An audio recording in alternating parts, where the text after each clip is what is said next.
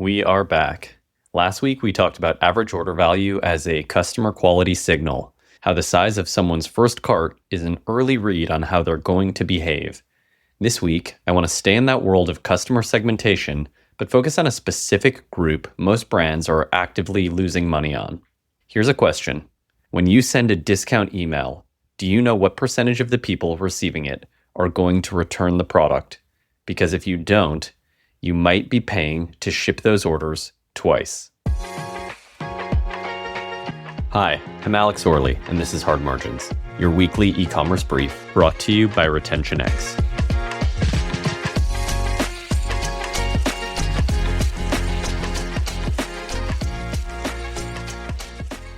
RetentionX is the only integrated growth platform built for Shopify businesses. One clean source of truth for your customer data and the tools to act on it. No data team required. This week is about chronic returners, who they are, what they're actually costing you, and the specific things you can do right now to stop subsidizing their behavior. Let me walk you through a scenario that plays out pretty consistently in apparel, but also across a lot of other categories. When the marketing team is under pressure to meet plan, either for the month or for the quarter, they tend to do what most teams do, which is increase their promo cadence. 20% off ends tonight. Come back, here's 10%. Last chance SMS, and all of those things help the sales tick up. And if you're looking at a marketing dashboard, the ROAS probably looks good too. But a month later, the finance lead comes back with the real picture. The returns are up, the refund volume is up, shipping and reverse logistics costs are way up, and the contribution margin is down. These might feel superficially like a bunch of separate problems, but when you segment customers by return behavior, the pattern becomes quite straightforward. Most customers are clean, a small minority are doing most of the damage. The promos treat both groups in the exact same way. Here's what that looks like in actualized unit economics. A clean customer converts on a promotion, keeps the product, and you still have a healthy order after the discount. A chronic returner converts on the same promo, sends it back, and you've now paid for the discount, outbound shipping, return processing, lost margin, and often a support interaction on top of it. You've paid to ship it twice, you gave a discount to make it happen. Most brands look at their average return rate. That's the wrong number to be watching. Return rates aren't evenly distributed, they're concentrated. A small group of customers is responsible for a disproportionate share of the problem. And when you manage to an average, that concentration stays invisible.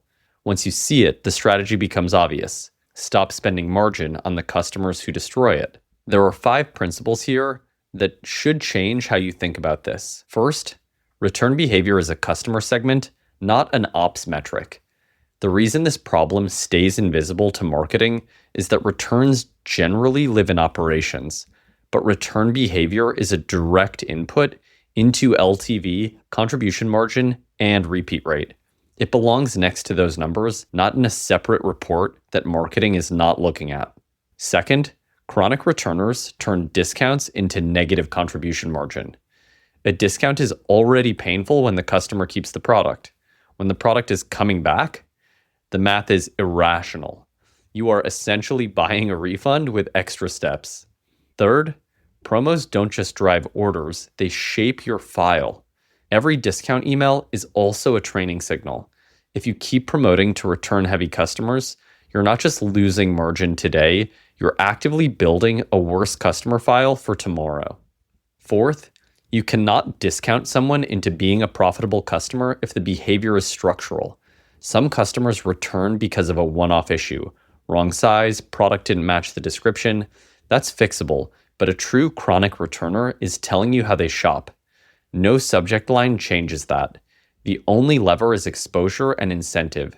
And fifth, your clean customers don't need constant promotions.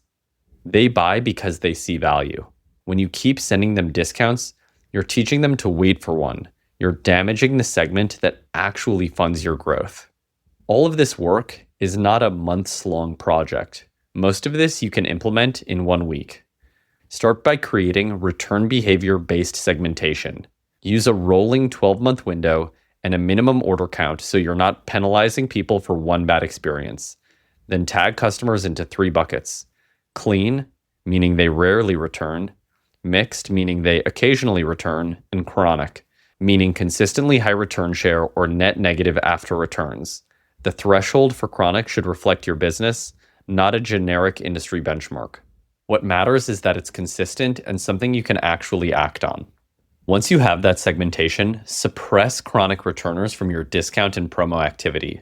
Remove them from site-wide discount emails, remove them from comeback automations, remove them from win-back automations, remove them from VIP early access offers. Stop retargeting them with promotions that drive conversion at the cost of negative contribution margin. If you still want to communicate with them, shift the message entirely. Sizing help, product education, exchange flows, store credit options, but stop paying them to repeat the same pattern. Then clean up your retargeting. When you layer in return behavior, you get immediate clarity on who should be in each audience.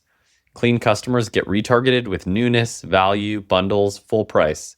Mixed customers get guardrails, category-specific, lower frequency.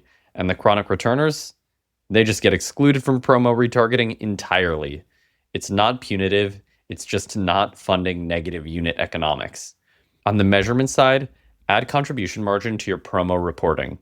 If your promo report only shows a sales lift, you're missing the actual outcome. You want contribution margin per promo-driven order, return rate by segment for those orders, and the discount depth by segment. Revenue tells one story, contribution margin tells the real one. Don't confuse the mixed segment with chronic returners. That's where real improvement actually lives. Better sizing guidance and clearer product expectations, along with smarter next best offer logic that doesn't route high-risk customers towards your most return-prone products.